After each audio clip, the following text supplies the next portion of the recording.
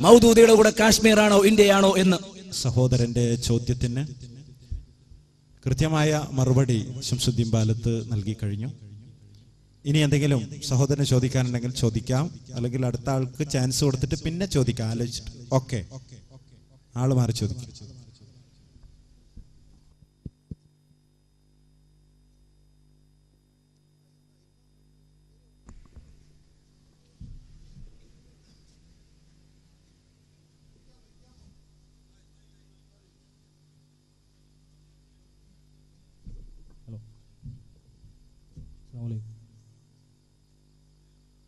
രണ്ട് സംശയങ്ങളാണ്.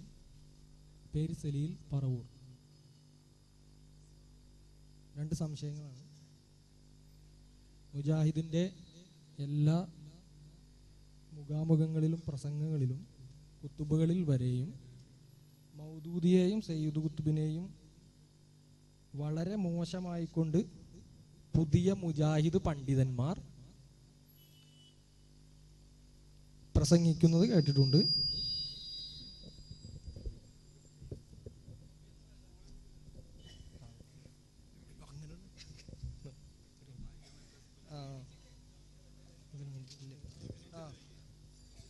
അവർ നിങ്ങൾ എഴുന്നേറ്റ് മൈക്ക് പിടിച്ചു തരും.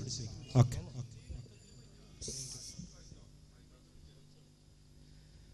കാഫിറാക്കുന്നു, ജൂത ഏജന്റ് ആക്കുന്നു, തീവ്രവാദത്തിന്റെ മാസ്റ്റർ ബ്രെയിൻ ആക്കുന്നു.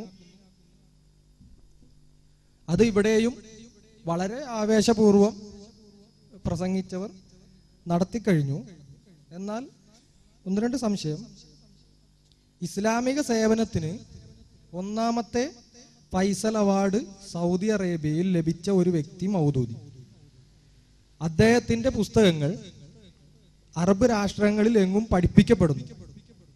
അദ്ദേഹം മരണപ്പെട്ടപ്പോൾ റായിബായ മയ്യത്തിന് ഹറമിൽ മയ്യത്ത് നമസ്കാരം നടന്നു.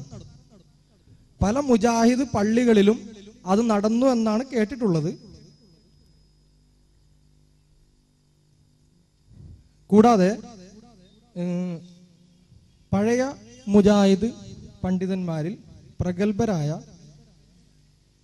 ബഹുമാനപ്പെട്ട അമാനി മൗലവിയുടെ തഫ്സീറിൽ അല്ലാമ സയ്യിദ് കുത്തുബ് പറയുന്നു എന്ന് ധാരാളം സ്ഥലങ്ങളിൽ പരാമർശിക്കുന്നതായി അറിഞ്ഞിട്ടുണ്ട്. കൂടാതെ KM മൗലവിയുടെ അഭിപ്രായത്തിൽ ഇങ്ങനെ കാണാം: ഈ കഠിനകരമായ പ്രതിസന്ധിയിൽ അള്ളാഹുവിന് ശുക്ർ ചെയ്യേണ്ടതുണ്ട്. അവൻ നമ്മുടെ ഇന്ത്യ രാജ്യത്ത് ഒരു മഹാനവറുകളെ നിയോഗിച്ചു തന്നിരിക്കുന്നു.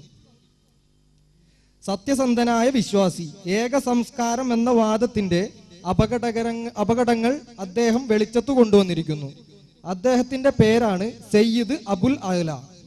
ഇസ്ലാമിന്റെ മാർഗത്തിൽ ശരിയായ ജിഹാദ് ചെയ്യാൻ അള്ളാഹു തൗഫീക്ക് ചെയ്തിരിക്കുന്നു. തൗഫീക്ക് ചെയ്യട്ടെ. തർജുമാനുൽ ഖുർആൻ എന്ന പത്രം അദ്ദേഹം പ്രസിദ്ധീകരിക്കുന്നുണ്ട് മുടക്കമില്ലാതെ. മുസ്ലിങ്ങളും രാഷ്ട്രീയ വടംവലിയും, ആ പുസ്തകത്തിന്റെ പേരാണ് ഇപ്പൊ പറഞ്ഞത് കുറച്ചു മുമ്പ്. രാഷ്ട്രീയ വടംവലിയും എന്ന പുസ്തകം പ്രസിദ്ധീകരിച്ചിട്ടുണ്ട്. എല്ലാ മുസ്ലിങ്ങളും വായിക്കണം, വായിച്ച് സൂക്ഷിക്കണം. അതുപോലെ തന്നെ എടവണ്ണ ജാമിയ അസ്സലാഹ അറബി മാസികയിൽ ഇഹ്വാനികളെ പരിചയപ്പെടുത്തുന്നത് ഇസ്ലാമിക സാഹിത്യത്തിന്റെ പുരോഗതിയിൽ ഇഹ്വാനുൽ മുസ്ലിം മഹത്തായ സേവനമാണ് ചെയ്തിട്ടുള്ളത്. ബാക്കി ഞാൻ അങ്ങോട്ട് വായിച്ചുതരാം. കുറച്ച് മൗദൂദിയെയും സയ്യിദ് കുത്തുബിനെയും മുജാഹിദ് പ്രസിദ്ധീകരണങ്ങൾ ധാരാളമായി പ്രശംസിച്ചിട്ടുണ്ട്. അതല്ലേ? ഏതായാലും ഞങ്ങൾ സ്ഥിരമായിട്ട് ആക്ഷേപിക്കലാണ് പരാതി എന്നുള്ളത് അതേതായാലും നിന്നല്ലോ. മുജാഹിദ് പ്രസ്ഥാനത്തിന്റെ ആകെ ജോലി മറ്റു പ്രസ്ഥാനങ്ങളെയും അവരുടെ നേതാക്കന്മാരെയും ആക്ഷേപിക്കലും വിമർശിക്കലും തെറി വിളിക്കലും തന്നെയാണ്. മരിച്ച ആളെ തെറി വിളിച്ചാൽ പിന്നെ അദ്ദേഹം എണീറ്റ് വന്ന് മറുപടിയൊന്നും പറയില്ലല്ലോ എന്ന് പറയുന്ന ആ ഏർപ്പാട് ഞാൻ കുറച്ചേരം അത് കേൾക്കട്ടെ എന്ന് വിചാരിച്ചു. മനസ്സിലായില്ലേ? നിങ്ങൾക്കറിയാമോ, സയ്യിദ് ഖുത്തുബിന്റെ ചില വാചകങ്ങൾ സന്ദർഭോചിതമായി എടുത്തുദ്ധരിച്ച അമാനി മൗലവി തന്നെയാണ്. അബുൽ അഅ്ല മൗദൂദിയെ പ്രശംസിച്ച KM മൗലവി തന്നെയാണ്. അദ്ദേഹത്തിന്റെ ശരിയായ ആദർശ നിലപാടുകൾ മൗദൂദിയുടെ ആദർശ നിലപാടുകൾ അത് ഇസ്ലാമുമായി പൊരുത്തപ്പെടുന്നതല്ലെന്ന് സ്ഥാപിച്ചുകൊണ്ട് ലേഖന പരമ്പര തന്നെ അൽമനാറിൽ എഴുതിയിട്ടുള്ളത്. ഇയ്യാക നഅ്ബുദു വ ഇയ്യാക നസ്തഈൻ എന്നതിന്റെ തഫ്സീർ മുഹമ്മദ് അമാനി മൗലവിയുടേതൊന്ന് വായിച്ചിരുന്നുവെങ്കിൽ സയ്യിദ് ഖുത്ബിന്റെയും അബുൽ അഅ്ല മൗദൂദിയുടെയും ആദർശത്തെ വ്യക്തിപരമായോ ഏതെങ്കിലും വിഷയത്തിലെ ചിന്തകളിലോ അവരെ ന്യായീകരിച്ചിട്ടുണ്ടെങ്കിൽ അതൊരു പ്രതിപക്ഷ ബഹുമാനം, ഒരു മര്യാദ എന്ന നിലക്കല്ലാതെ ആദർശത്തെ പുകഴ്ത്തിക്കൊണ്ടാണ് ഏതെങ്കിലും നേതാക്കന്മാരങ്ങനെ പ്രശംസിച്ചത് എങ്കിൽ തന്നെ ഇസ്ലാഹി പ്രസ്ഥാനം ഏതെങ്കിലും വ്യക്തികളുടെ വാക്കിലോ നാക്കിലോ പ്രസിദ്ധീകരണത്തിന്റെ പേജിലോ അല്ല അതിന്റെ ആദർശത്തെ രൂപീകരിച്ചത്. മറിച്ച് വിശുദ്ധ ഖുർആനും തിരുസുന്നത്തും അതിന് ഘടകവിരുദ്ധമായ ആശയങ്ങൾ ഞങ്ങൾ എടുത്തു പറഞ്ഞു.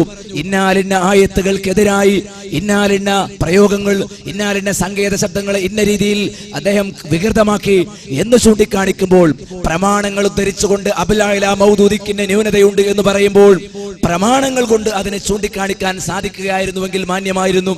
എവിടെയെങ്കിലും ചിലപ്പോൾ നിങ്ങൾ എടുത്തു നോക്കിയാൽ ഞങ്ങളുടെ ഒരു പ്രസിദ്ധീകരണത്തിൽ ചിലപ്പോ ഉമർ മൗലവി ചിലപ്പോൾ ഇന്ദിരാഗാന്ധിയെ വരെ പ്രശംസിച്ചിട്ടുണ്ട്. അതിന്റെ അർത്ഥം ഇന്ദിരാഗാന്ധിയുടെ ആദർശവും വിശ്വാസവും ഉമർ മൗലവി സ്വീകരിച്ചിരുന്നു എന്നാണോ? അതല്ല.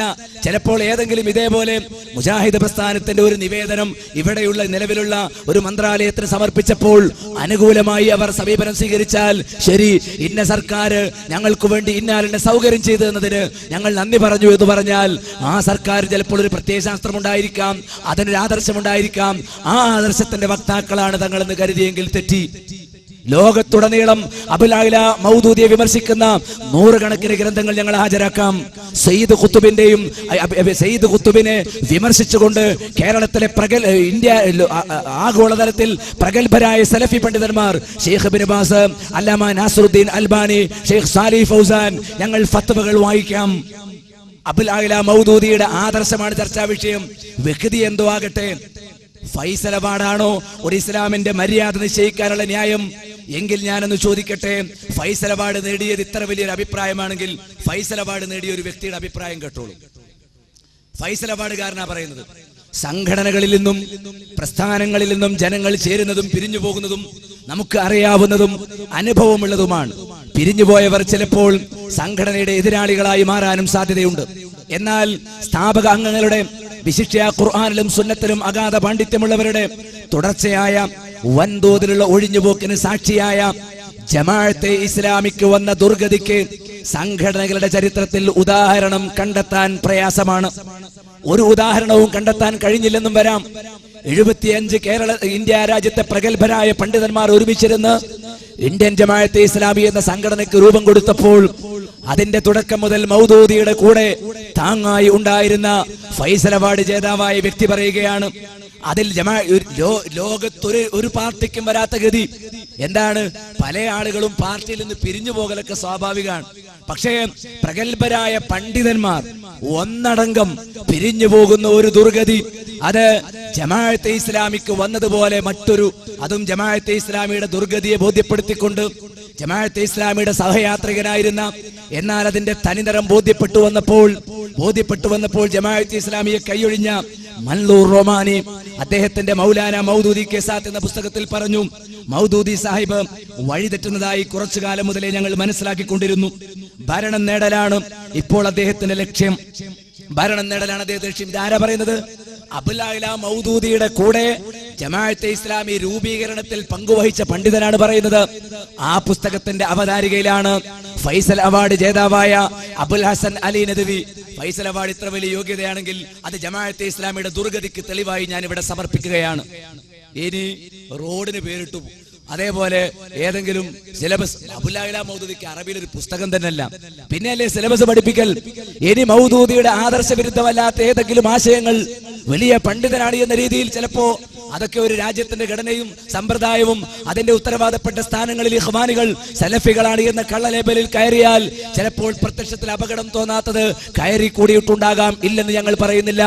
എന്നാൽ മൗദൂദിയെ ഞങ്ങൾ ഏത് ആശയത്തിന്റെ പേരിലാണോ വിമർശിക്കുന്നത്, ആ ആശയത്തെ പണ്ഡിതന്മാർ മാത്രമല്ല, നായിഫ് രാജകുമാരനെ പോലുള്ള സൗദി അറേബ്യയുടെ ആഭ്യന്തര വകുപ്പ് മന്ത്രി അടക്കം അബുൽ അഅ്ല മൗദൂദിയെയും അതേപോലെ തന്നെ സയ്യിദ് ഖുത്ബിനെയും ഹസൻ അൽ ബന്നിയെയും അതേപോലെ തന്നെ സയ്യിദ് ഖുത്ബിന്റെ സഹോദരൻ മുഹമ്മദ് ഖുത്ബിനെയും ഒക്കെ പേരെടുത്തുകൊണ്ട് അവരുടെ ഹാക്കിമിയത്ത് വാദത്തെ എടുത്തു പറഞ്ഞുകൊണ്ട് വിമർശിച്ചത് എത്ര വേണമെങ്കിലും ഞങ്ങൾക്ക് കേൾപ്പിക്കാൻ സാധിക്കും. ഫത്വകളുടെ കോമ്പല തന്നെ ഞങ്ങളുടെ കയ്യിലുണ്ട്.